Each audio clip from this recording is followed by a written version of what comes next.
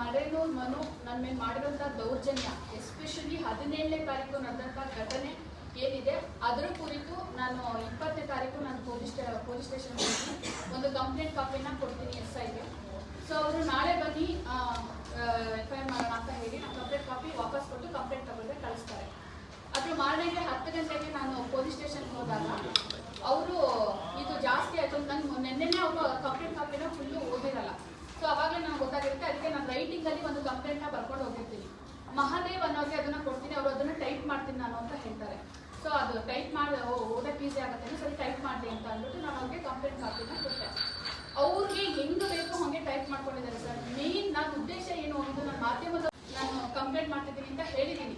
ಅವರು ಅದನ್ನ ಬಿಟ್ಟು 29ನೇ ತಾರೀಕು ಏನು ನಡೆದಿದೆ 2022ರಲ್ಲಿ ಅದನ್ನ ಮಾತ್ರ ಮೆನ್ಷನ್ ಮಾಡಿ ಕಂಪ್ಲೇಂಟ್ ಕಾಪಿಲಿ ಏನೂ ಜೀವ ಇಲ್ಲ ಸರ್. ಅವತ್ತು ಅರ್ಜೆಂಟ್ ಟೈಪ್ ಮಾಡ್ಕೊಂಡ್ರು, ಅದನ್ನು ಓದಕ್ಕೂ ಬರೋದಕ್ಕೆ ಇಮಿಡಿಯೇಟ್ ಸೈನ್ ಮಾಡಿಸ್ಕೊಂಡ್ರು. ಕೋರ್ಟಿಗೆ ಕಳಿಸ್ಬೇಕು, ಅರ್ಜೆಂಟು ನೀವು ಮೆಡಿಕಲ್ ಟೆಸ್ಟ್ ಹೋಗಬೇಕು, ಬೇಗ ಬೇಗ ಸೈನ್ ಮಾಡ್ಬಿಟ್ಟು ಹೋಗಿ ಅಂತ ಒಂದು ಖಾಲಿ ಪೇಪರ್ ಸೈನ್ ಮಾಡಿಸ್ಕೋತಾರೆ. ಪ್ರಿಂಟಿಗೆ ಕರೆಂಟ್ ಇಲ್ಲ, ಸೊ ಹಾಗಾಗಿ ನೀವು ಸೈನ್ ಮಾಡ್ಬಿಟ್ಟು ಹೋಗಿ, ನೀವು ಮೆಡಿಕಲ್ ಟೆಸ್ಟಿಗೆ ಅಂತ ಹೋದರೆ ಬರೋದು ಎಷ್ಟೊತ್ತಾಗುತ್ತೋ ಮಧ್ಯರಾತ್ರಿ ಆಗ್ಬೋದು, ಅದಕ್ಕೆ ಸೈನ್ ಮಾಡ್ಬಿಟ್ಟು ಹೋಗಿ ಅಂತ ನನ್ನ ಸೈನ್ ಮಾಡಿಸ್ಕೊಂಡ್ರು. ನಾನು ಪೊಲೀಸವ್ರನ್ನ ನಾನು ನಂಬೋಗಿದ್ರೆ ನನಗೆಲ್ಲ ಹಂತನೂ ಮುಚ್ಚಿ ಹೋಗಿ ನಾನು ಕಾನೂನು ಮೊರೆ ಹೋಗಿದ್ದೀನಿ, ನನಗೆ ನ್ಯಾಯ ಬೇಕು ಅಂತ. ಪೊಲೀಸವ್ರನ್ನ ನಂಬಿದೆ, ನಾನು ಬೇರೆ ಯಾರನ್ನ ನಂಬಬೇಕು ಅಂದ್ಬಿಟ್ಟು ನಾನು ಸಹಿ ಹಾಕ್ಬಿಟ್ಟು ಹೋದೆ. ಅವತ್ತು ಕೂಡ ನನಗೆ FIR ಕಾಪಿನ ನನಗೆ ಕೊಟ್ಟಿಲ್ಲ. ಅದು ನಾಳೆ ನಾನು ಕೇಳಿ ಮಾರನೇ ದಿನ ಸಂಜೆ ನನಗೆ ಕಂಪ್ಲೇಂಟ್ ಕಾಪಿ ಸಪ್ರೇಟ್ ಇರುತ್ತೆ, ಮತ್ತೆ FIR ಕಾಪಿನೇ ಬೇರೆ ಬೇರೆ ಅನ್ನೋದು ನನಗೆ ಗೊತ್ತೇ ಇಲ್ಲ.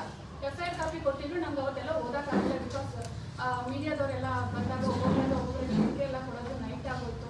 ಅವ್ರ ಮೆಡಿಕಲ್ ಟೆಸ್ಟ್ಗಳು ಇತ್ತು, 1-2-3 ಆಮೇಲೆ ಮಹಜರು ಅದು ಎಲ್ಲ ಮಾಡ್ತಿದ್ದಾಗ ನಾನು FIR ಕಾಪಿ ಓದಿಲ್ಲ. 1-2-3 ದಿನ ಆದ್ಮೇಲೆ ಓದಿದೆ. ಇದೇನಿದು ಬರೀ 29ನೇ ತಾರೀಕು ಅಷ್ಟೇ ಇದೆ. ನಾನು 15ನೇ ತಾರೀಕು ಮತ್ತೆ ಇತ್ತೀಚೆಗೆ ಏನು ನಡೆದಿತ್ತು ಅದೆಲ್ಲ ಇಲ್ಲವೇ ಇಲ್ಲ. ನಾನು ಕೊಟ್ಟರೆ ಕಂಪ್ಲೇಂಟಲ್ಲಿ ಏನೇನು ಅಂಶ ಇಲ್ಲ ಅದೆಲ್ಲ ಇಲ್ಲವೇ ಇಲ್ವಲ್ಲ, ಅದು ನೀಟಾಗಿ ಕೊಟ್ಟಿದ್ದೀನಿ. ಯಾಕೆ ಡಿಲೇ ಆಯಿತು, ನಾನು ಕಂಪ್ಲೇಂಟ್ ಕೊಟ್ಟರೆ ಏನು ಡಿಲೇ ಆಯಿತು ನೀಟಾಗಿ ಸಂಕ್ಷಿಪ್ತವಾಗಿ ನಾನು ಬರೆದು ಕೊಟ್ಟಿದ್ದೀನಿ. ಹೇಳಿದ್ರು ಬೇಲ್ ಹಾಕೊಂಡಿದೆ, ಇದು ಬೇಲ್ಗೆ ಆರ್ಡರ್ ಬಂದಿದೆ ಅಂತ ಅಂದ್ಬಿಟ್ಟು.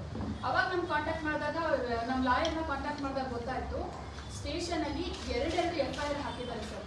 21ನೇ ತಾರೀಕು ಒಂದು FIR ಹಾಕಿದ್ದಾರೆ, ಅವನು ಅರೆಸ್ಟ್ ಆದ ಮಾರನೆಗೆ ಒಂದು FIR ಹಾಕಿದ್ದಾರೆ. ಅದೇಂತಕ್ಕೆ 2 FIR ಹಾಕಿದ್ದಾರೆ ಗೊತ್ತಿಲ್ಲ. ಮಧ್ಯರಾತ್ರಿ ಏನೋ 2:15 ನನಗೆ ಅದನ್ನ ಮೇಲ್ ಮಾಡಿದ್ದಾರೆ. 23ನೇ ತಾರೀಕು ಏನು FIR ಮಾಡಿದ್ರು ಅದನ್ನ.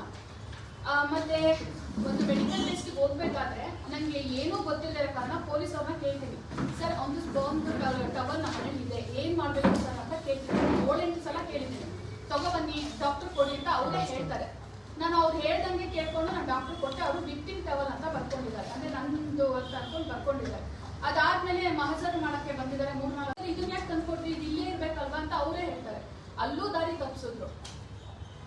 ಅದಾದ ನಂತರ ಸಾಕ್ಷಿಗಳನ್ನ ಕರ್ಕೊಂಡು ಬಾ ಅಂತ ಹೇಳಿದ್ರು. ಸಾಕ್ಷಿಗೆ ಅಂತ ನಾನು ಕರ್ಕೊಂಡು ಹೋಗಿದ್ದೀನಿ ಅವ್ರನ್ನ. ನೀವು ಅವ್ರ ಪರವಾಗಿ ಇವತ್ತು ಸಾಕ್ಷಿ ಹೇಳಕ್ಕೆ ಅಂತ ಬಂದಿದ್ದೀರಲ್ಲ, ಸೊ ನಿಮ್ಮ ಜೈಲಿಗೆ ಹಾಕ್ತಾರೆ, ನಾಳೆ ನಿಮ್ಮ ಮಕ್ಕಳನ್ನ ಯಾರು ನೋಡ್ಕೋತಾರೆ ಅಂತ ಹೆದರಿಸಿದ್ದಾರೆ. ಅದಲ್ಲದೆ ಪದೇ ಫೋನ್ ಮಾಡಿ ಅವ್ರಿಗೆ ಟಾರ್ಚರ್ ಮಾಡಿದ್ದಾರೆ. ಫೋನ್ ಲಿಸ್ಟನ್ನು ಕೂಡ ನಾನು ಕೊಡ್ತೀನಿ, ಅವ್ರು ಎಷ್ಟು ಸಲ ಕಾಲ್ ಮಾಡಿದ್ದಾರೆ ಅಂತ ಅಂದ್ಬಿಟ್ಟು.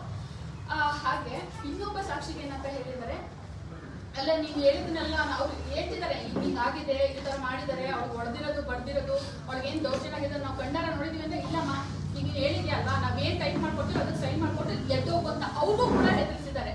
ಇದನ್ನ ಗೊತ್ತಾಗಿ ಇನ್ನೂ ಎಷ್ಟು ಸಾಕ್ಷಿಗಳಿದ್ದಾವೆ, ಅವ್ರು ಯಾರು ಸಾಕ್ಷಿ ಹೇಳೋದು ಒಂದು ನಾನು ಹೇಳಿದ್ನಲ್ಲ ಸರ್ ಅವಾಗಲೇ, ಸರ್ FIR ಕಾಪಿ ಏನೂ ಇಲ್ವಲ್ಲ ಸರ್, ನಾನು ಕೊಟ್ಟಿರೋದು ಕಂಪ್ಲೇಂಟ್ ಕಾಪಿ ಒಂದು, ನೀವು ಟೈಪ್ ಮಾಡ್ಕೊಂಡಿರೋದು ಒಂದು, ಇದ್ರಲ್ಲಿ ಏನು ಇಲ್ವಲ್ಲ ಅನ್ನೋದಕ್ಕೆ ಅವ್ರು ಒಂದು ಮಾತು ಹೇಳಿದ್ರು, ಇದು ಇಂಪಾರ್ಟೆಂಟ್ ಅಲ್ಲ, ಇದು ಏನೂ ಅಲ್ಲವೇ ಅಲ್ಲ, ನೀವು 164 ಏನು ಹೇಳಿಕೆ ಕೊಡ್ತೀರಾ ಅದಷ್ಟೇ ಇಂಪಾರ್ಟೆಂಟು ಅಂತ ನಾನು ಹೇಳಿದ್ರು.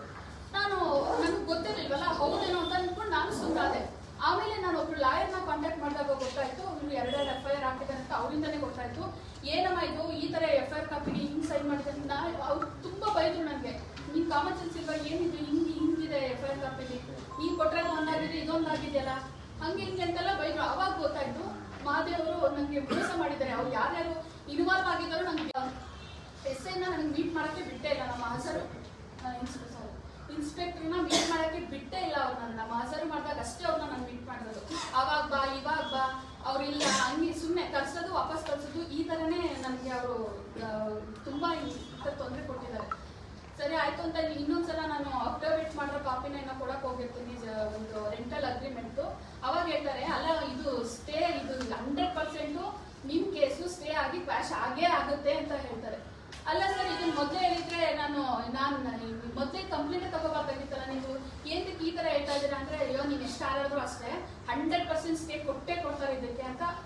ಹೇಳಿದ್ರು. ಅವತ್ತೇ ಪೊಲೀಸ್ ಸ್ಟೇಷನ್ಗೆ ಹೋಗೋದು ನಾನು ಬಿಟ್ಟೆ. ಆಮೇಲೆ ನನಗೆ ಉದ್ದೇಶ ಏನು? ಶಿಕ್ಷೆ ಆಗ್ಲೇಬೇಕು ಅಂತ ಮೇಡಮ್ ನಾವು ಕಾನೂನು ಮೊರೆ ಹೋಗಿದ್ದು. ಬಿಕಾಸ್ ಅವರೇ ಸೆಟ್ಲ್ಮೆಂಟ್ಗೆ ಅಂತಾನೆ ಬಂದಿದ್ರು. ನಾನು ಸೆಟ್ಲ್ಮೆಂಟ್ ಯಾಕೆ ತಗೊಂಡಿಲ್ಲ, ನನಗೆ ಮಾಡಿರೋ ದೌರ್ಜನ್ಯ ಇಂಚಿಂಚು ಕೊಟ್ಟಿರೋದಂದ್ರೆ ನಾನು ಬರೀ ಅತ್ಯಾಚಾರ ಅಂತ ಅಷ್ಟೇ ಕಂಪ್ಲೇಂಟ್ ಕೊಟ್ಟಿಲ್ಲ. ಅವ್ನು ಕೊಟ್ಟಿರೋ ಒಂದಷ್ಟು ನರತಯತ್ನೆಗಳು, ಮಾಡ್ಕೊಂಡಿರೋ ಖಾಸಗಿ ವಿಡಿಯೋಗಳು, ಅದರಿಂದ ಬ್ಲ್ಯಾಕ್ ಮೇಲ್ ಮಾಡ್ತಿದ್ದು ಅದೆಲ್ಲ ಇದೆ. ಅದೆಲ್ಲ ಬಿಟ್ಟು ಬರೀ ಅತ್ಯಾಚಾರ ಅದನ್ನ ಮಾತ್ರ ಹೈಲೈಟ್ ಮಾಡ್ತಿದ್ದಾರೆ.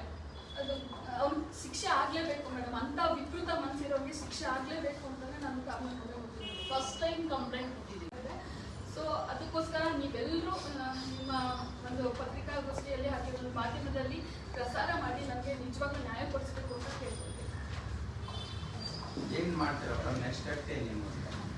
ಗೊತ್ತಿಲ್ಲ ಸರ್, ಏನ್ ಮಾಡ್ಬೇಕು ಅನ್ನೋದು ಗೊತ್ತಾಗ್ತಿಲ್ಲ ಸರ್. ಈ ತರನೇ ಮೋಸ ಮಾಡಿದ್ದಾರೆ ಸರ್. ನಾವೇನ್ ಕಂಪ್ಲೇಂಟ್ ಕೊಡ್ತೀವೋ ಅದ್ರ ಪ್ರಕಾರಕ್ಕೆ ನೋಡ್ಕೊಬೇಕಾದ್ರೆ ಪೊಲೀಸರು ಕೆಲಸ ಅದು. ಅವ್ರು ಬೇರೆ ತರ ಬರ್ಸಿ ಅವ್ರು ಇಷ್ಟ ಬಂದಂಗ್ ಬರ್ಸ್ಬಿಟ್ಟು ಮತ್ತೆ ಒಂದು FIR ಮಾಡೋದಕ್ಕೆ ಅವ್ರಿಗೆ ಯಾವ್ದೇ ರೀತಿ ರೇಟ್ಸ್ ಇಲ್ಲ ಅಂತ ಹೇಳ್ತೀನಿ ಸರ್. ಆ ಮಹಿಳಾ ಸಂಘದವರು ಮೇಡಮ್ ಇವಾಗ ಕಾಮಿಡಿ ಕಿಲಾಡಿಗಳಿದ್ದಾರೆ, ಸಿನಿಮಾದಲ್ಲಿದ್ದಾರೆ, ಮಾತ್ರ ಎಲ್ಲ ದೇಶದ ಪ್ರಧಾನಿಗೆ ಒಂದೇ ಕಾನೂನು, ನಾನು ಇರಿಟೇಟ್ ಮಾಡಕ್ ಅವರು ಏನಂತ ಹೇಳಿಲ್ಲ, ತೆಗಿಬೇಕು, ನೀವು ಮೆಡಿಕಲ್ ಟೆಸ್ಟ್ ಹೋಗ್ಬೇಕು, ಬರೋದು ಮಧ್ಯರಾತ್ರಿ ಆಗುತ್ತೆ, ಸೊ ಅಲ್ಲಿ ಹುಡುಕೊಂಡೆಲ್ಲ ಬರಕ್ಕಾಗಲ್ಲ, ಹಂಗಾಗಿ ಸೈನ್ ಮಾಡ್ಬಿಟ್ಟು ಹೋಗಿ ನಾನು ಪ್ರಿಂಟ್ ಔಟ್ ತೆಗ್ದಿರ್ತೀನಿ ಅಂತ ಹೇಳಿದ್ರು ಸರ್.